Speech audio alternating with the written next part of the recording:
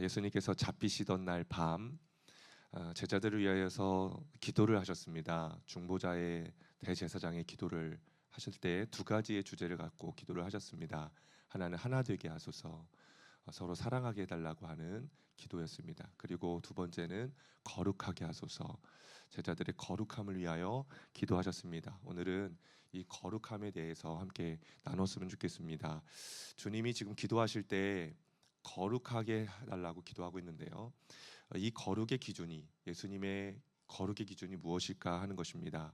첫 번째는요, 함께 읽어보겠습니다. PPT 위에 노란 색깔 글씨, 시작. 세상에 속하지 않는 것이다. 예수님에게 거룩함이란 세상에 속하지 않는 것이었습니다. 14절 16절 말씀을 읽어보겠습니다. 나는 그들에게 아버지의 말씀을 주었는데 세상은 그들을 미워하였습니다. 그것은 내가 세상에 속하여 있지 않은 것과 같이 그들도 세상에 속하여 있지 않기 때문입니다. 내가 세상에 속하지 않는 것과 같이 그들도 세상에 속하지 않았습니다. 세상에 속하지 않은 것, 이것은 구별됨이라고 합니다.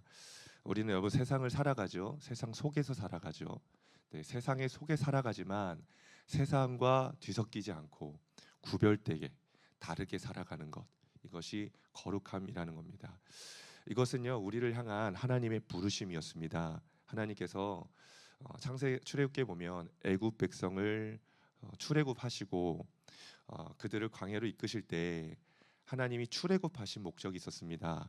출애굽기 19장 6절 말씀, 그 목적이 나옵니다. 함께 읽겠습니다. 너희가 내게 대하여 제사장 나라가 되며 거룩한 백성이 되리라. 너는 이 말을 이스라엘 자손에게 전할지니라. 이스라엘 백성들이 제사장 나라가 되는 거, 거룩한 백성이 되는 거, 그래서 하나님이 출애굽시키셨습니다. 그러면서 하나님이 이 거룩을 위한 프로젝트를 진행을 하시죠. 너희가 애굽에서 살아왔던 생활 방식, 사고 방식, 버릇들, 습관들, 생활 양식, 그것까지도 다 바꿔라. 다 바꿔라. 내가 가르쳐 주는 대로 살아라. 왜 그렇게 하셨을까요? 이유는 간단합니다. 예굽에서 살아왔던 삶의 방식으로는 절대 거룩해질 수 없기 때문입니다. 구원받기 전에 옛사람으로 살아왔던 삶의 방식으로는 거룩하게 살 수 없기 때문입니다. 그래서 하나님께서는 홍해를 건넌 이후에 새 삶의 양식들을 주시면서 거룩해지도록 하나님이 이끌어 주셨던 겁니다. 왜 하나님이 이 백성들을 거룩하게 하셨냐는 겁니다. 왜 하나님 우리를 거룩하게 하실까요? 왜냐하면 우리가 거룩하지 못하면 하나님을 볼 수 없기 때문입니다. 히브리서 12장 4절 말씀 읽어보겠습니다. 시작. 거룩함을 따르라. 이것이 없이는 아무도 주를 보지 못하니라. 우리가 거룩하지 않으면 주님을 볼 수 없다고 말합니다. 마태복음 5장 8절 말씀도 읽겠습니다. 시작. 마음이 청결한 자는 복이 있나니 그들이 하나님을 볼 것이며 마음이 더러운 자는 하나님을 볼 수 없습니다. 마음이 청결해야 하나님을 봅니다. 그러니까 하나님께서 그분을 우리 가운데 보게 하시고 동행케 하시기 위하여 우리를 거룩하게 한다는 것입니다. 또 다른 이유는요, 우리를 구원의 통로로 삼으시기 위하여 거룩하게 하신다는 것입니다. 여러분, 하나님은 한 영혼의 구원을 기뻐하십니다. 그러나 한 영혼의 구원만으로 만족하지 않으십니다. 하나님은요, 지금 이때에 유효하고 광대한 문을 활짝 열어놓으셨고 나만 구원받는 게 아니라 세상의 모든 민족과 사람들이 구원의 길로 문으로 들어오기를 원하십니다. 그런데요, 여러분, 세상에 살아가는 우리가 거룩해야만 그 구원의 통로가 될 수 있다는 것입니다. 그래서 하나님은 온 세상을 구원하기 위해 오늘 구원하신 우리를 거룩하게 살아가게 하시길 원하십니다. 여러분, 그런 거룩이 우리 안에 있길 축복합니다. 예수님의 거룩의 기준은요, 두 번째 함께 읽어보겠습니다. 노란 색깔 시작. 마음까지도 거룩한 것이다. 주님께서는 거룩 위에 기도하실 때 주님의 거룩의 기준은 마음까지도 거룩한 것이었습니다.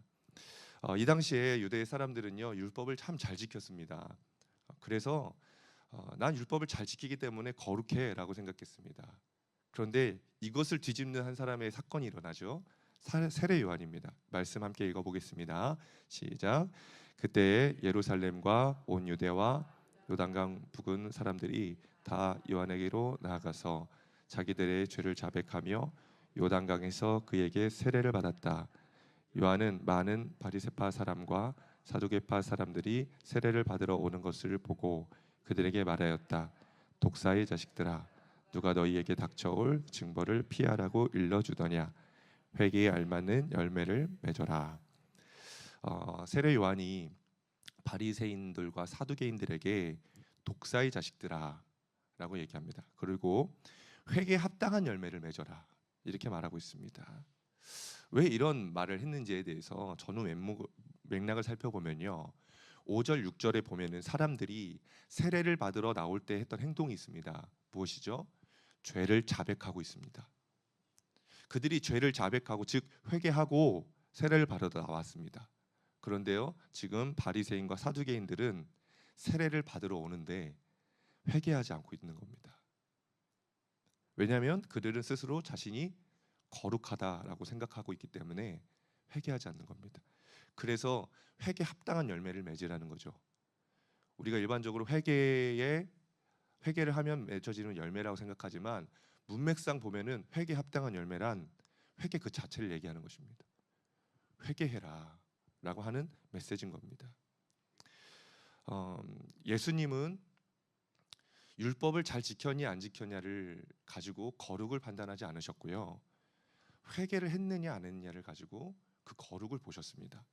한 예로 보면요, 제자들을 파송하실 때 제자들 12제자를 둘씩 묶어서 전도자로 파송하실 때요, 이 제자들에게 회개를 선포하게 하십니다. 마가복음 6장 12절 말씀인데요, 다 같이 한번 읽어보겠습니다. 마가복음 6장 12절 말씀. 네, 없나요?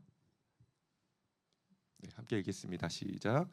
그들은 나가서 회개하라고 선포하였다. 네, 제자들은 복음 전도를 하면서 회개하라고 선포를 했습니다. 오순절 성령 강림 사건 이후에 베드로가 어떻게 하죠? 사도행전 2장 28절 말씀 다 같이 읽어보겠습니다. 베드로가 대답하였다. 회개하십시오. 그리고 여러분 각 사람은 예수 그리스도의 이름으로 세례를 받고 죄 용서를 받으십시오. 그리하면 성령을 선물로 받을 것입니다. 여기 오순절에 모인 사람들은 다 어떤 사람인지 아세요? 사도행전 2장 28절을 보면요, 5절을 보면요, 어떤 사람인지가 나와요. 세계 각처에서 모인 경건한 유대인이라고 얘기하고 있습니다. 세계 각처에서 나름대로 경건하게 거룩하게 살아가고 있다고 하는 사람들이 모였습니다. 그런데 그들에게 베드로는 뭐라고 하고 있습니까?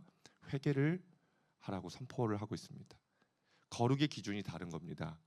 유대인들은 율법을 잘 지키고 살아가면 거룩해진다고 믿었어요. 그런데 예수님은 회개하고 마음이 청결해진 것이 거룩이라고 생각하셨다는 겁니다. 사실 유대인들은 율법을 다 이해하지 못했어요. 그래서 예수님께서 그 율법의 의미가 무엇인지 온전히 그걸 드러내기 위해서 오셨죠. 그래서 주님이 율법의 완성을 위해 오셨다라고 얘기해요. 이것은 즉 그 율법의 진정한 깊은 의미를 드러내신 것입니다. 그래서 예수님은 율법을 이렇게 해석하시죠. 하나님께서 모세에게 시내산에서 주신 그 언약의 10계명에 살인하지 말라 합니다. 유대인들은 나 살인 안 했어, 그러니까 거룩해 라고 하지만 예수님께서는 뭐라고 하십니까? 사람을 죽여야 살인이 아니라는 겁니다. 형제에게 화내고 욕하고 미련한 놈이라고 하는 것도 살인하는 거라라고 말씀하셨어요. 간음하지 말라.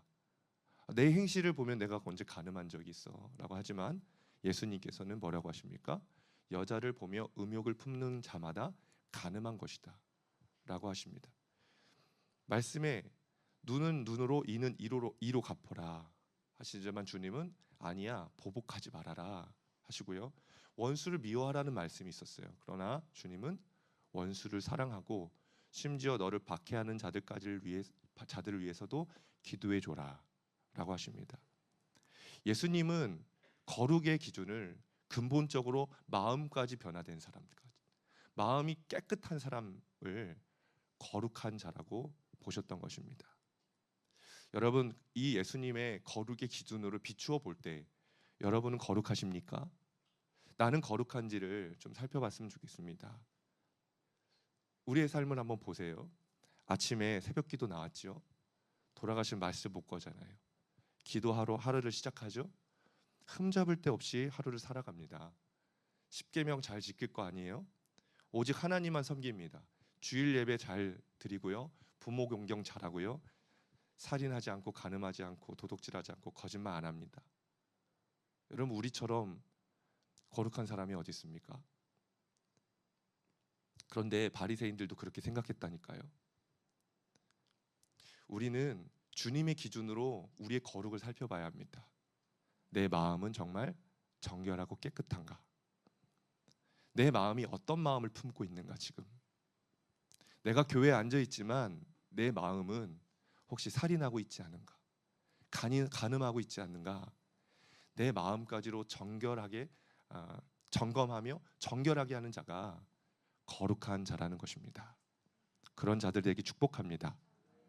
며칠 전에요, 한 2, 3일 전에 아침에 제 아내가 저에게 여보 밤에 잠꼬대 하더라 이러는 거예요. 그래서 제가 무슨 잠꼬대를 했는데 이랬더니 제 아내가 당신이 갑자기 자다가 이러더래요. 그래서 여보 왜 그래? 왜 그래? 이랬더니 제가 하나님의 은혜로 찬양을 하더랍니다. 갑자기 하나님의 은혜로 찬양을 하더랍니다. 자면서. 그래서 여보 너무 웃겼어 당신 그러는 거예요. 그 얘기를 듣고 참 다행이다. 그나마 찬양을 했으니 참 다행이다. 제가 여러분 요즘 마음이 거룩하고 깨끗하니까 잠꼬대도 찬양을 하죠. 제가 만약에 마음에 막 원망하고 있고 음란이 가득하고 그렇게 하고 있으면 밤에 잘 때 이럴 때 아이씨가 나오든지 아니면 아메리카노 주세요 이런 말이 나오든지 어쨌든 쓸데없는 말이 나오지 않겠습니까? 그래서 제가 그 아침에 내 마음 잘 지켜야 되겠다. 평소에는 가면을 쓰고 거룩한 척 살아갈 수 있지만 이게 잠자면서도 나타날 수 있겠구나 라는 이렇게 깨어있는 마음들이 생기더라고요. 여러분, 우리의 마음을 잘 점검합시다. 우리의 생활 양식을 잘 점검합시다. 그렇게 하지 않으면 우리가 하나님께 버림받을 수도 있습니다. 그래서 잘 거룩함을 지켜 변화될 수 있는 여러분들에게 축복해요. 로마서 12장 2절 말씀 같이 읽어보겠습니다. 시작. 너희는 이 세대를 본받지 말고 오직 마음을 새롭게 함으로 변화를 받아 하나님의 선하시고 기뻐하시고 온전한 뜻이 무엇인지 분별하도록 하라. 아멘. 우리 마음을 새롭게 변화받는 저 여러분들에게 축복합니다. 자, 그렇다면 어떻게 거룩해질 수 있을까? 두 가지만 살펴봅니다. 첫째는 거룩하신 예수님께 접붙여지는 것입니다. 지난 주일 말씀에 그리스도는 하나님께로부터 왔고 우리의 거룩함이 되셨다라는 말씀을 우리가 함께 들었습니다. 그래서 사도 바울은 이렇게 말하고 있습니다. 고린도전서 1장 2절 말씀 함께 읽겠습니다. 고린도에 있는 하나님의 교회 곧 그리스도 예수 안에서 거룩하여지고 성도라 부르심을 받은 자들과 그리스도 예수 안에서 거룩하여진 성도라고 우리 가운데 얘기하고 있죠. 죄인인 우리가 어떻게 거룩해질 수 있습니까? 거룩하신 예수님께 붙어 있을 때만 그분의 거룩함이 우리 가운데 흘러 들어오는 것입니다. 로마서 11장 16절에 이런 말씀 나옵니다. 함께 읽겠습니다. 만물로 바치는 반죽 덩이가 거룩하면 남은 온 덩이도 그러하고 뿌리가 거룩하면 가지도 그러합니다. 이 17절 말씀부터는요. 참 올리브 나무와 돌 올리브 나무에 대해서 비유를 하고 있거든요. 사실 이것은 유대인과 이방인들에 대한 어떤 비유적 표현인데 저는 이것이 예수님과 우리의 관계도 그러하다고 믿습니다. 거룩하신 참 포도나무가 거룩하면 그분에게 접붙여 있는 우리도 거룩해지는 것입니다. 앤드류 머레이 목사님이요 아주 멋진 말을 했어요. 접붙임을 받으려면 접붙이려면 본래의 나무에 상처를 내야 된대요. 그 나무에 상처를 내서 가지를 꽂아야 접붙임이 된대요. 그래서 예수님은 친히 당신의 몸에 상처를 내셨다는 거예요. 주님께서 십자가에 못 박히시며 스스로 상처를 내셨고 그 상처에서 흘리신 그 보배로운 피, 그곳에 우리가 접붙여질 때 우리가 거룩해질 수 있다라고 말씀하셔요. 너무 놀라운 통찰이죠. 예수님께서 오늘도 우리를 거룩하게 하시기 위하여 십자가에서 스스로 상처를 내셨어요. 그 상흔에서 피가 흐른단 말이에요. 여러분, 거룩하지 못한 우리가 그 상처에 꼭 붙게 되잖아요. 그럼 우리는 거룩해집니다. 그러므로 여러분, 십자가 앞으로 나가서 그 피 흘린 예수님의 상흔에 우리의 두 손을 포개고 두 발을 포개어 연합되십시오. 그리고 그 피로 깨끗이 몸을 씻으십시오. 그때 우리는 거룩하게 될 줄 믿습니다. 아멘. 두 번째, 어떻게 거룩해질 수 있는가? 둘째는 성령 안에서 걸어가라는 것입니다. 자, 5절 6절 함께 읽겠습니다. 시작. 내가 이르노니 너희는 성령을 따라 행하라. 그리하면 육체의 욕심을 이루지 아니하리라. 영어 성경을 보면 성령 안에서 걸어가라라고 얘기하기도 하고요. 성령 곁에서 걸어가라 이렇게 번역해 놓기도 했습니다. 새 번역 성경을 보면은 성령님께서 인도해 주시는 대로 살아가라 이렇게 말씀하고 있습니다. 자, 5장 17절 말씀 함께 읽어볼게요. 시작. 육체의 소욕은 성령을 거스르고 성령은 육체의 소욕을 거스르나니 이 둘은 서로 대적함으로 너희가 원하는 것을 하지 못하게 하려 함이니라. 오직 성령만이 육체의 소욕을 거스를 수 있다라고 말씀하고 있습니다. 여러분, 인간의 욕망은 누가 억제할 수 있을까요? 우리는 작은 욕망 하나도 절제하지 못합니다. 성적인 욕망, 비난하고 싶은 욕망, 어떤 것을 가지고 싶은 욕망, 이 육체적인 욕망들이 끊임없이 올라옵니다. 그래서 그것을 절제하지 못하고 실패할 때가 많습니다. 그래서 어떤 사람들은 명상을 해보라고 해요. 어떤 사람은 운동을 해보라고 해요. 어떤 사람은 약물 치료를 권하기도 합니다. 어떤 사람이요, 너무 도박을 못 끊어가지고 자기 손가락을 잘랐대요. 그런데 나중에 발가락으로 했다고 하는 얘기가 있더라고요. 직접 보지는 못했지만 충분히 사람의 욕망을 생각하면 손가락 자르는 발가락으로 도박할 수 있는 것이 인간이라는 겁니다. 여러분, 그런 욕망이 우리 안에 충분히 있습니다. 그래서 예수님께서는 우리가 거룩해지기를 위하여 기도하신 것만이 아니라 우리의 욕망을 다스리게 하시기 위하여 성령님을 보내셨다는 겁니다. 우리의 힘으로만은 안 되기 때문입니다. 로마서 8장 2절 말씀 함께 읽겠습니다. 시작. 이는 그리스도 예수 안에 있는 생명의 성령의 법이 죄와 사망의 법에서 너를 해방하였음이라. 생명의 성령의 법과 죄와 사망의 법이 싸우면요, 누가 이깁니까? 성령의 법이 승리합니다. 성령님이 계시면 죄와 사망의 법은 힘을 쓰지 못하는 것입니다. 빛이 들어오는 곳에는요, 바퀴벌레가 살 수 없습니다. 볕이 들어오는 곳에는 곰팡이가 있을 수 없습니다. 생명의 성령의 법인 성령님께서 내 안에 머무르시면 우리의 마음은 거룩해지는 것입니다. 그분을 마음에 모십시오. 또한 그분의 인도하심대로 우리가 따라간다면 거룩해집니다. 때로는 우리가 성령의 마음에 성령의 근심하게 하시는 마음들을 느낄 때가 있습니다. 그것을 그냥 지나치지 아니하고 그것을 분별하여서 순종할 때에 우리는 거룩해지는 것입니다. 제가 오늘 아침에 나올 때 뭔가 계속 빠뜨린 것 같은 거예요. 뭔가 허전하다. 근데 그게 뭘까? 근데 시간이 빨리 나가야 되는, 이제 예배 시간 가까우니까 그래가지고 빨리 그냥 나왔어요. 나와가지고 찬양하려고 여기 섰는데 강대상에 서자마자 제가 뭐를 빼먹었는지를 깨달았어요. 벨트를 안 차고 온 거예요. 계속 바지가 흘러내리는데 뭐가 계속 허전했거든요. 벨트를 안 차고 있더라고요. 제가 만약 급하다고 집에서 빨리 나오지 않고 뭐를 놓고 왔을까 생각해 본다면 내가 벨트를 안 찼구나 깨달았을 거예요. 근데 이거 급하다고 제 어떤 마음의 감정도 그냥 무시하고 빨리 나왔잖아요. 그러니까 지금 계속 흘러내리는 이 바지를 제가 붙들 수밖에 없는 겁니다. 여러분 삶 속에 살아가면서 하나님이 근심케 하시는 것들이 있어요. 이건 아니다라고 하시는 거. 그러면 인간적인 욕망으로 그것들을 무시하고 살아가는 것이 아니라 주님 무엇입니까? 묻고 주님이 근심케 하시는 것들을 깨달아 회개하고 또 삶을 조정하며 살 때 우리는 진짜 거룩한 삶을 살아가게 될 것입니다. 그러한 저와 여러분들에게 축복합니다.